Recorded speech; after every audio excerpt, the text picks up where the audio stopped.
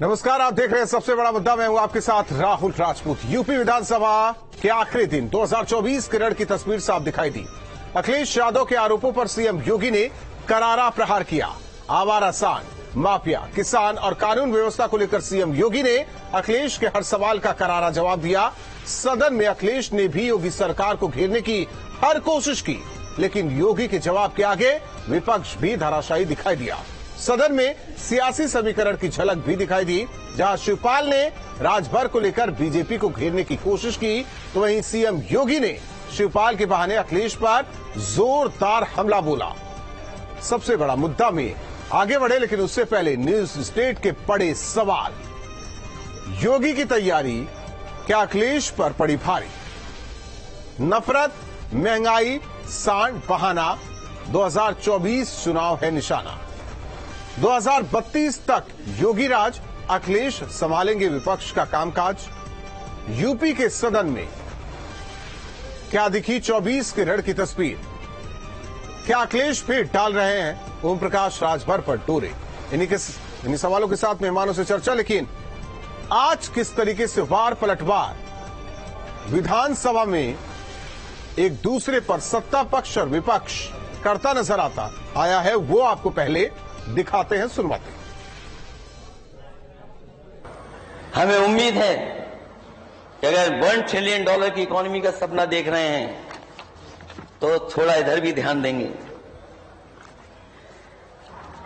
ये जो जाने जा रही हैं, कभी गुलदार से, कभी टाइगर से, टाइगरेस से, या कुत्तों से और कभी सांड से। नेता सदन सांड का नाम आते ही आप मुस्कुराने लगे। जिस सांड की आप बात कर रहे हैं ना, आपके समय में ये बूचड़खानों के हवाले होता था, हमारे समय में यही पशुधन का पार्ट बना हुआ है। हम तो नंदी के रूप में पूजा करते हैं सांड की, हम तो करते ही हैं। शिवपाल जी, क्या आप नहीं करते हैं? क्या करते हैं ना? तो कुछ तो समझाया करो।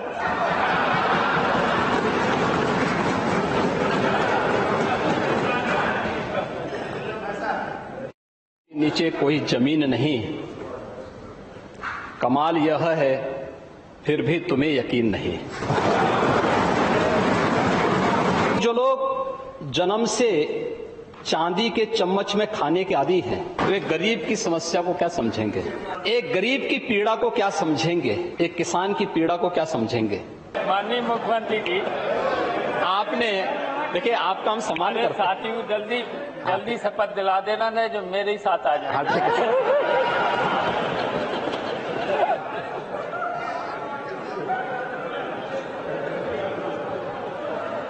आपने, शिवपाल जी, आपने अगर ये इमला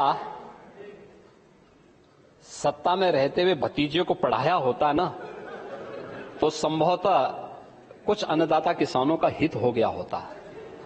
लेकिन भतीजा है कि सुनने को तैयार ही नहीं आपकी बात को। जिस सांड की आप बात कर रहे हैं ना, आपके समय में ये बूचड़खानों के हवाले होता था, हमारे समय में यही पशुधन का पार्ट बना हुआ है। अभी आपके पूरा फुर्सत है, आपके पास भी।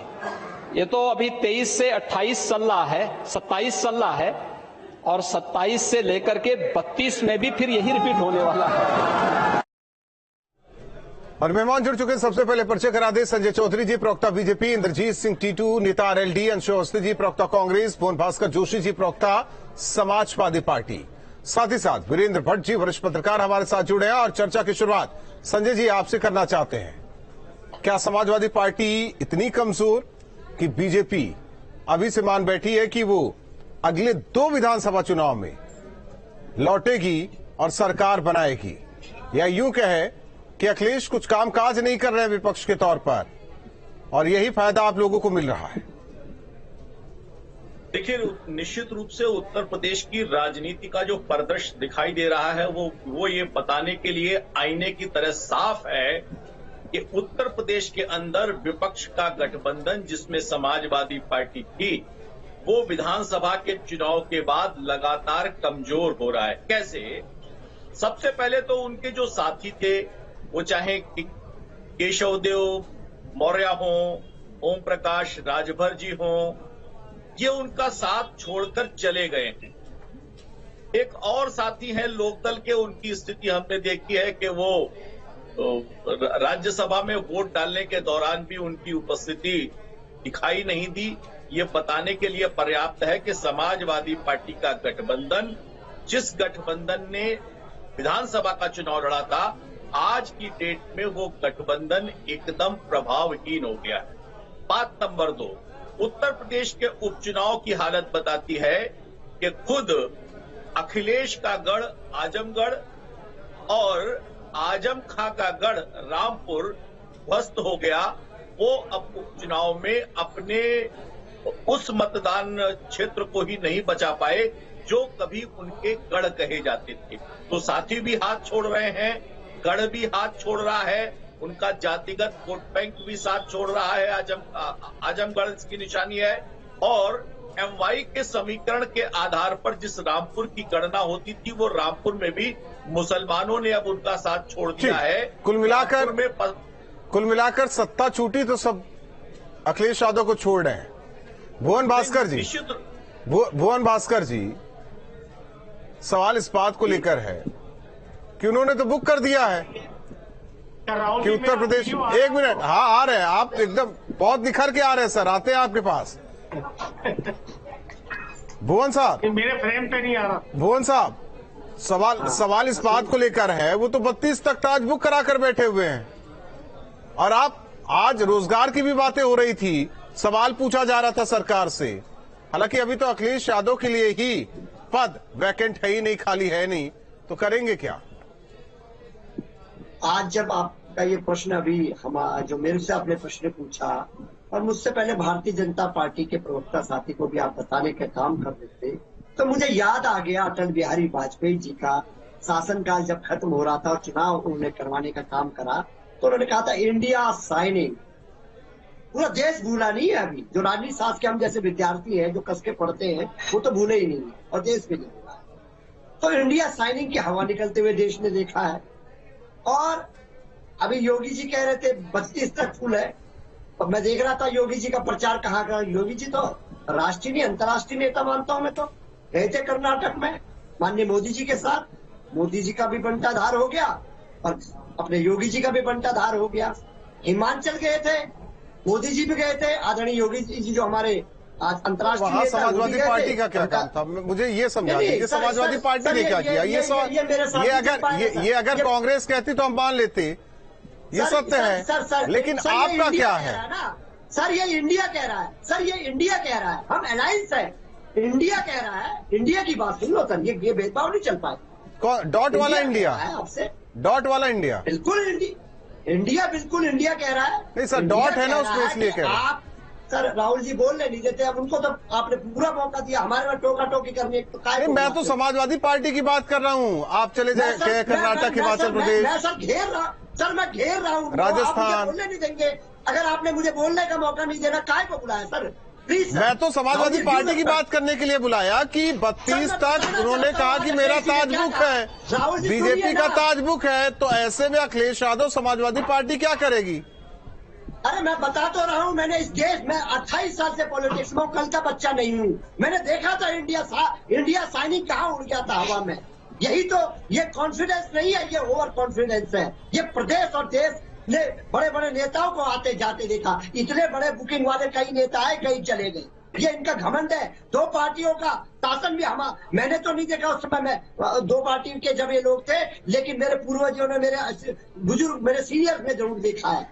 2 पार्टी का शासन का इतना अहंकार, और आपको खतौड़ी में हमने बैरिंग वापस भेज दिया, आपको भेज दिया 1 लाख से जीतते थे हम, मैनपुरी में 3 लाख से हम जीत के आ गए, आपको हमने नगर पालिका में। वही तो मैं भी कह रहा हूँ कि अखिलेश यादव और समाजवादी पार्टी को इतना कम क्यों आंका जा रहा है? नहीं, अब आप मेरे को कम आंक लो, मैं आपको कम आंक लूं, और मैं भारतीय जनता पार्टी को, इससे कोई फर्क पड़ता है? मुंह बचाने की मशीन है ये लोग, देख नहीं पा रहे थे कल पूरे देश ने देखा। सर टीटू साहब देखिए, गठबंधन पर भी सवाल इसी चर्चा के दौरान उठा दिया गया। सर बहुत हो गया वक्त, और भी लोग हैं अभी हमारे साथ, कांग्रेस के प्रवक्ता भी अंशु अवस्थी जी, उनसे भी बातचीत करनी है। जी राहुल जी बताइए। अब आपके गठबंधन पर भी सवाल उठा दिया गया। नहीं देखो, मेरे गठबंधन पर सवाल कोई भी आदमी किसी पे भी आरोप लगा सकता है। आरोप लगाना तो बड़ा आसान है। जब कोई चीज सामने आएगी तब बात करते हुए हम अच्छे लगेंगे। और मैं राहुल जी ये नहीं समझ पा रहा हूँ जी, सम्मानित मुख्यमंत्री जी एक धर्म स्थान के मुखिया तो है और उन्होंने ज्योतिष का काम भी चालू कर दिया है। ये मेरे आज ही मैंने सुना है कि आप ज्योतिष के हिसाब से आप बता रहे हो कि 32 तक आपकी सत्ता रहने वाली है। या तो ईवीएम सेट हो चुकी है या आपने ज्योतिष में आपने आंकड़े लगा लिए। अभी किस आंकड़े से आपने, देखो मैं बताऊं कारण क्या है कि कल आपने सदन में सुना होगा, सदन में भी चर्चा हुई कि घमंड ठीक नहीं होता। आप ये जनता है राहुल जी, आप भी पत्रकारिता कर रहे हैं, हम भी पिछले 30 साल से राजनीति कर रहे हैं। मेरे को भी 29वां साल कंप्लीट हो गया, 30 साल में मैं हूँ। मैंने भी बहुत सारे कार्यकाल देखे हैं। जनता रातों रात डिसीजन लेके, आपने कभी सोचा था आप पार्टी की सरकार 2 साल पुरानी पार्टी की सरकार 2 स्टेटों में बन जाएगी? नहीं, आपने कभी सोचा था कि चौधरी चरण सिंह का जो कद रहा है उस कद को आगे बढ़ाया जा सका है? मैं वही देखो, मैं वही आ रहा हूँ राहुल जी। 2 मिनट का समय दीजिए, दोबारा मौका होगा तो दीजिए, नहीं तो कोई बात नहीं। मैं ये कह रहा हूँ चौधरी चरण सिंह जी जो विरासत को देके गए हैं, अजीत सिंह जी जिस विरासत को जयंत चौधरी जी को देखे हैं, क्या उसको कहीं खंडित किया है? क्या जयंत चौधरी जी के ऊपर तो 1 रुपए का भी कई क्वेश्चन मार्क है? आज भी हमारे 9 विधायक है। देखिए हर चीज जनता सीटों से मत गिनिए, आप जनता के प्यार और प्रेम से आप गिनिए। आज इतने बड़े माहौल में जब कि ये चारों तरफ लोग जितने सवाल ये है कि मददगार कब तक रहेंगे? कभी तो किंग बनेंगे। हाँ बिल्कुल बनेंगे। आपको मैं सच्चाई कह रहा हूँ, लोकसभा में आपके चुनाव में राष्ट्रीय लोकदल के बिना सरकार नहीं बनेगी, लोकदल के बिना कोई सत्ता नहीं आएगी।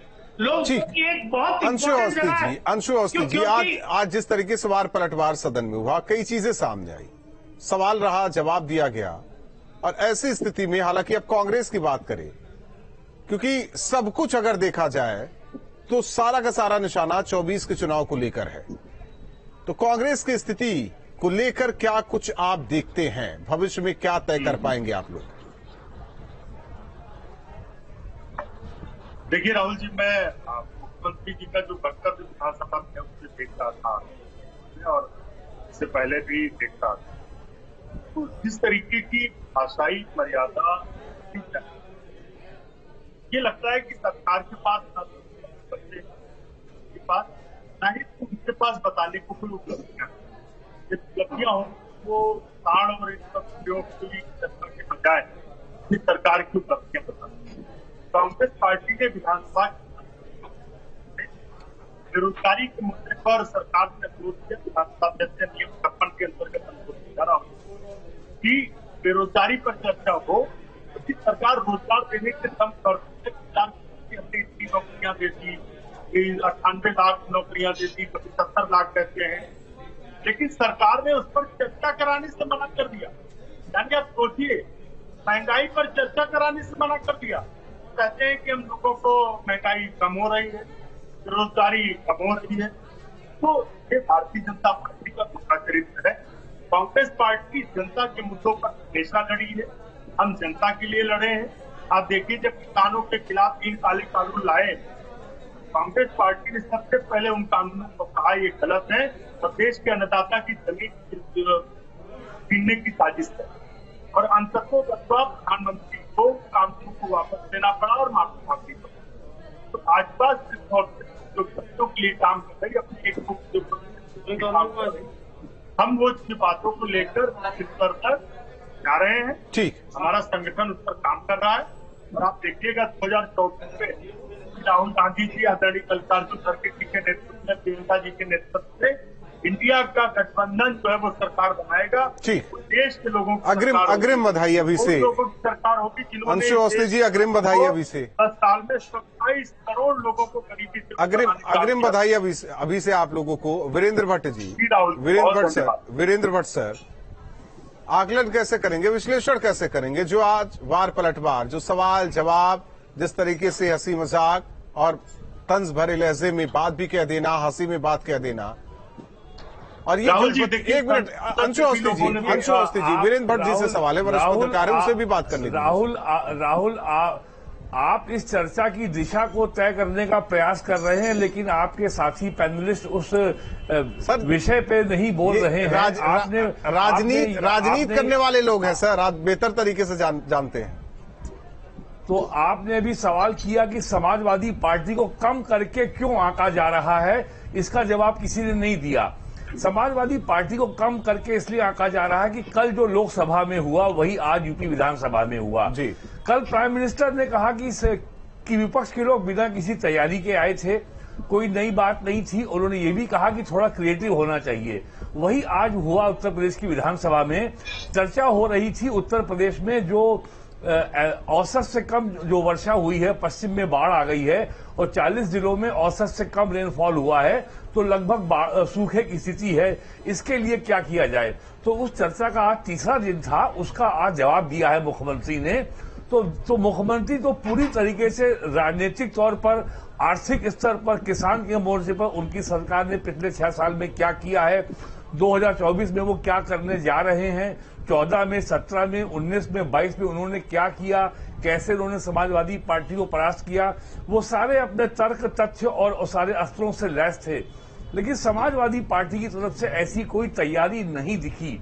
और दूसरी बात, जो समाजवादी पार्टी के अध्यक्ष अखिलेश यादव, उनके चाचा शिवपाल के बीच जो समाजवादी पार्टी की कमजोर कड़ी है, मुख्यमंत्री लगातार हर सत्र में चाचा भतीजे के विषय पर हर बार टिप्पणी करते हैं, समाजवादी पार्टी को असहज बनाते हैं। तो समाजवादी पार्टी ने अभी भी अपने विरोधियों के लिए यह रास्ता खुला छोड़ रखा है कि उसके ऊपर कोई भी आके हमला करके चला जाए, और समाजवादी पार्टी ना तो इसका प्रतिरोध कर पाती है, ना इसका जवाब देती है, और भविष्य में इस आक्रमण से अपना कैसे बचाव करेगी, इसकी भी कोई रूपरेखा सामने नहीं है। आपने देखा होगा आज मुख्यमंत्री जी ने कितनी बार जो है शिवपाल जी के बारे में टिप्पणी की, उनके भविष्य के बारे में टिप्पणी। मेरा अगला सवाल भी बीजेपी के प्रवक्ता से यही रहने वाला, भाई साहब को भी धोखा दिया। बीजेपी प्रवक्ता से यही सवाल रहने वाला है कि केंद्र बिंदु में आखिर चाचा क्यों रहे? चाचा इसलिए नहीं कि समाजवादी पार्टी ऐसा मौका उपलब्ध कराती है अपने विरोधियों को। सुन लेते हैं समाजवादी पार्टी को देखना चाहिए कि संजय जी को सुन लेते हैं। हालांकि चाचा बहाना, अखिलेश निशाना। देखिए, जिस विषय पर चर्चा थी वो विषय सिंचाई से संबंधित था कि और उत्तर प्रदेश में वर्षा कम हुई, इस पर था। और माननीय मुख्यमंत्री जी ने तथ्यों के साथ रखा कि कैसे 14 से लेकर 17 तक वो सबने सुना संजय जी, वो सबने सुना, लेकिन क्यों चाचा को, हालांकि बहाना बनाकर आप लोगों ने अखिलेश पर निशाना साध दिया? नहीं, सिंचाई मंत्री तो 14 से 17 तक शिवपाल यादव जी थे, और 14 से 17 के बीच में केवल 9 सिंचाई की परियोजनाएं पूर्ण हुई थी। और मुख्यमंत्री जी ने इसे कोट किया कि 17 से 22 के बीच में 30 सिंचाई की परियोजनाएं पूर्ण हुई। क्यों? क्योंकि पहले चाचा के विभाग में पैसा देने के लिए अखिलेश यादव जी, उनका मन छोटा था, उस विभाग को प्रायोरिटी पर नहीं रखते थे। इसी के कारण भारतीय जनता पार्टी की सरकार के आने के बाद न केवल उत्तर प्रदेश में सिंचन की क्षमता बढ़ी है, उत्तर प्रदेश में सिंचाई की बंद पड़ी परियोजनाएं पूर्ण हुई हैं, और इसी के कारण उत्तर प्रदेश में लेकिन एक चीज उत्पादन बढ़ा है। एक चीज ये भी देखने को मिला कि बीजेपी को चाचा पसंद है। सबसे बड़ी बात यह है, समाजवादी पार्टी ने किसानों के मुद्दे पर भारतीय जनता पार्टी को यह मौका कैसे दे दिया कि वो समाजवादी पार्टी पे बीजेपी हमला कर रही है। ये तो भुवन जी और टीटू जी बताएंगे। समाजवादी पार्टी का रहा है, भुवन जी और टीटू जी बताएंगे कि बीजेपी हमलावर हो रही है समाजवादी पार्टी के ऊपर, वो अपने को डिफेंड नहीं कर पा रहे। भुवन जी बताएंगे। वीरेंद्र सर, देखिए राहुल जी, मैं देख पा रहा था, कल मैं दिल्ली में था संसद के बाहर आपके पत्रकार साथियों के साथ, और आज मैं यूपी में हूँ। मैं दोनों जगह देख रहा था, ये बहुत कड़ी प्रतिस्पर्धा चल रही है भारतीय जनता पार्टी में, और वो प्रतिस्पर्धा जो चल रही है वो स्टैंड अप कॉमेडी की चल रही है। मैं अभी भुवन जी, मैं अभी अगर कुछ बोलूंगा तो आप कहेंगे कि बोलने नहीं देंगे, मौका नहीं दे रहे हैं, मेरी बात पूरी नहीं होने दे रहे हैं। मैं तो समाजवादी पार्टी की बात कर रहा हूँ, आप उसका स्टैंड नहीं क्लियर कर रहे हैं। कुछ ना बोलूं सर, बीजेपी वालों को बुलवा लीजिए और आप भी बोल लीजिए और क्या कहते हैं, नहीं, मैंने आज चौधरी सुनिए और मेरे को बोलने नहीं भुवन देंगे जी, तो कौन बोलेगा? संजय चौधरी जी से मैंने चाचा को लेकर सवाल किया, लेकिन उन्होंने चाचा पे नहीं बोला, उन्होंने सिंचाई की उपलब्धियां गिनाई। जो स्टैंड अप कॉमेडी से देश परेशान है, सिंचाई तो चाचा के ही पास है। आ रहे हैं अंशु जी आ रहे हैं, 1 मिनट बोलने दीजिए। सर ये तो डिसाइड कर लीजिए। भुवन भास्कर जी, आप ही की बारी, आप ही बोलेंगे। सर मुझे 2 मिनट का समय बिना इंटरप्ट करे दे दीजिए। सर 2 मिनट का समय नहीं होता। जवाब दे रहा हूँ मैं, वो भी देख रहा हूँ जो देश और प्रदेश। लेकिन ये है ना कि चाचा के मुद्दे पर फंस जाते हैं, समाजवादी पार्टी फंस जाती है। मैं चाचा जी के मुद्दे पे भी आऊंगा, स्टैंड अप कॉमेडी का भी जिक्र जरूर करना। तो पहले चाचा जी के मुद्दे पे आ जाइए, चाचा जी के मुद्दे पर आ जाइए पहले। ये देश को बताना जरूरी है कि गंभीर मुद्दों पे माननीय प्रधानमंत्री जी और माननीय मुख्यमंत्री जी के बीच में बहुत प्रतिस्पर्धा चल रही है। कौन विजय? ये आप आकलन कर रहे हैं ना, तो चाचा जी के मुद्दे पर आ जाइए। अरे इनकी पार्टी का हम नहीं करेंगे तो कौन करेंगे? हमारी पार्टी का अगर भाजपा करेगी तो इनका विपक्ष नहीं करेगा तो कौन करेगा? राहुल जी, मैं भी राजनीति शास्त्र का विद्यार्थी हूँ। अब आ जाइए आपके विषय पे, चाचा पे। चाचा जी के आने से जो पेट में दर्द है भारतीय जनता पार्टी के, वो भर भर के दिखाई देता है योगी जी के रूप में, इनके मंत्रियों के रूप में, इनके प्रवक्ताओं के रूप में। क्योंकि ये जो पार्टी है भारतीय जनता पार्टी, यही तो डिवाइड एंड रूल वाली है, यही तो परिवारों में आग लगाने वाली पार्टी है। इसका इतिहास क्या है? इसका इतिहास तो यही है ना, माफी वीरों का इतिहास है। 17 के चुनाव से पहले तो नहीं देखा था कि डिवाइड एंड रूल वाली कहानी है। छोड़िए, अगर आप बता रहे हैं तो सही हो सकता है, लेकिन इमला भी तो नहीं पढ़ा पाए अखिलेश यादव को। उन्होंने कहा इंजीनियर बनाया, अखिलेश यादव को मुख्यमंत्री भी बनाया। माफी वीर तो यही करते हैं कि दूसरों के घरों में, दूसरों के राजनीतिक दलों में, दूसरों के संगठन में, यह सारी कमी बीजेपी में है। टीटू साहब, लेकिन आपका जो एकदम पक्के दोस्त हैं अखिलेश यादव, किसानों के मुद्दे पर तो घेर सकते थे, लेकिन घेर नहीं पाए, मौका था। देखिए राहुल जी, आपकी पत्रकारिता बड़ी साफ सुथरी पत्रकारिता है। मैं बात सर आप मुझे छोड़ दीजिए ना सर, मैं तो संक्षेप में बताता हूँ। मुझे ईमानदारी से आप ये बताइए, गन्ने के रेट में मुख्यमंत्री जी ने कितने पैसों की बढ़ोतरी करी है पिछले 6 साल में? आपको जवाब मिल जाएगा। आपने कहा था मैं किसानों को बिजली के हमारे जो ट्यूबवेल चलते हैं, ट्यूबवेल पे बिजली फ्री दूंगा। आज पूरे उत्तर प्रदेश में किसानों ने ट्रैक्टर रैली निकाली। ठीक है, हो गया ना सर, आपका सवाल हो गया। अंशु अवस्थी जी भी कुछ कहना चाह रहे हैं, फिर इसका सब मिलाकर जवाब ले लेते हैं संजय चौधरी जी से।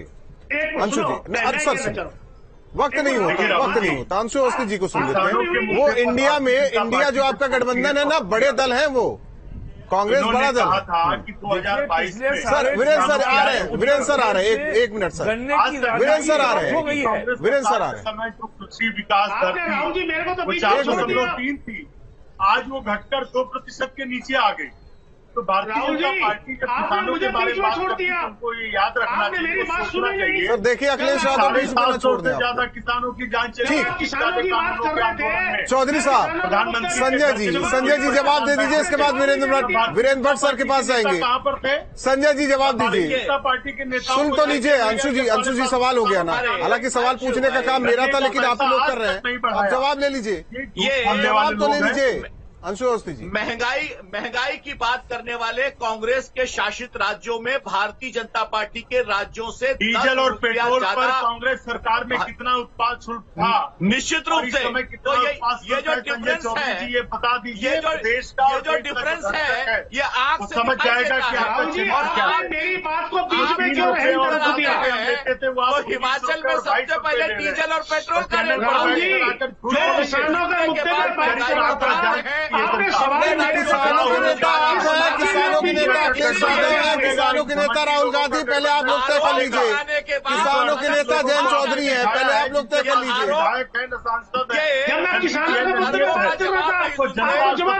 ठीक है, वीरेंद्र सर जो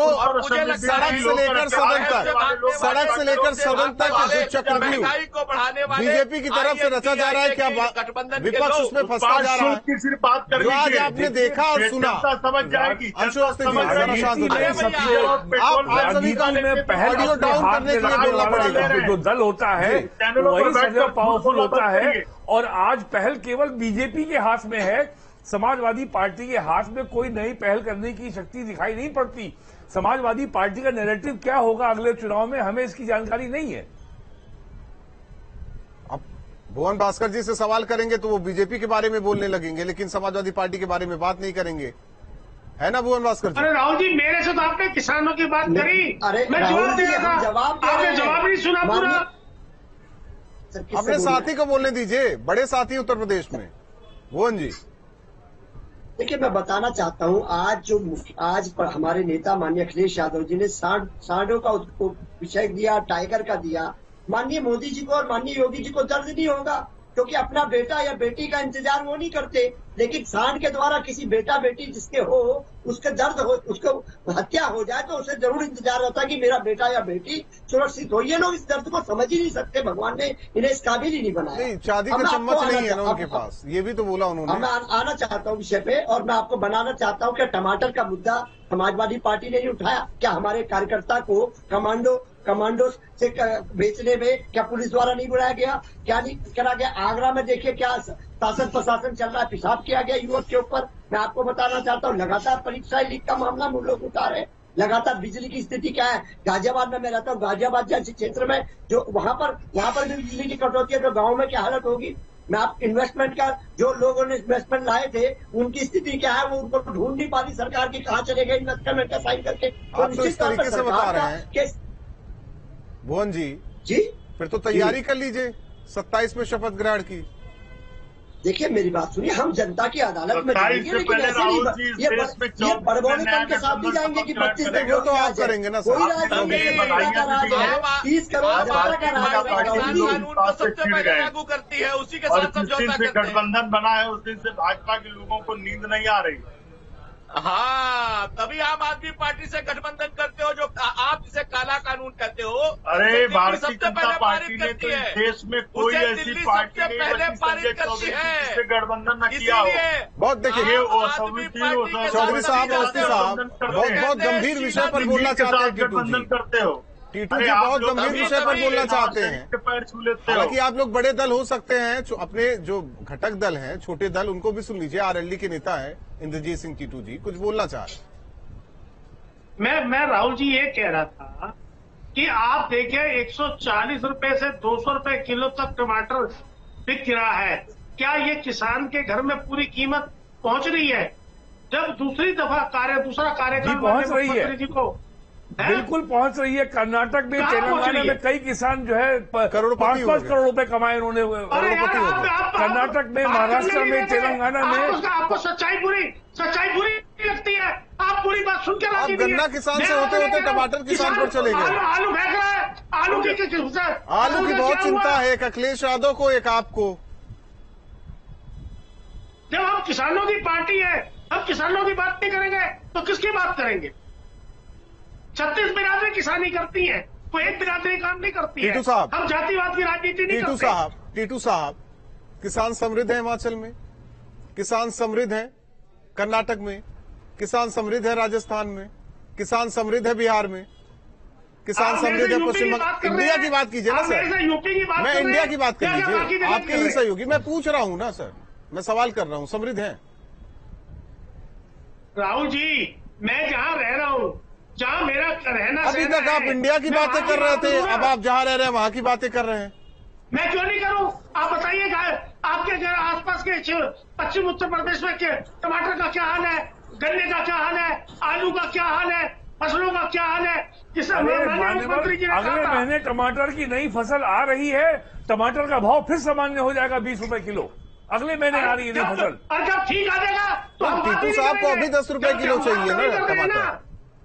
और संजय चौधरी जी, आज बता रहा हूँ, संजय चौधरी अगले महीने से किसानों की स्थिति बेहतर नहीं है टीटू जी के मुताबिक। प्याज महंगा होने जा रहा है। सदन में तो इसकी भी बात होनी चाहिए थी। अखिलेश यादव टमाटर पर बात करने की होने जा रहा है, फिर 80 रुपए किलो हो जाएगा। ये चाहते हैं कि किसान को सबसे ज्यादा लाभ हो और महंगाई भी न बढ़े। देखिए, दोनों, अगर आज महंगाई बढ़ी है टमाटर के कारण, तो उसका लाभ किसानों को मिला है, किसानों को मिला है उसका लाभ। एमएसपी में बिल लाने के लिए क्या आपने एमएसपी बढ़ाई है, हमने एमएसपी बढ़ाई है। आप बताइए 2014 में गेहूं की एमएसपी कितनी थी और आज कितनी है? जरा बता के दिखाइए ना।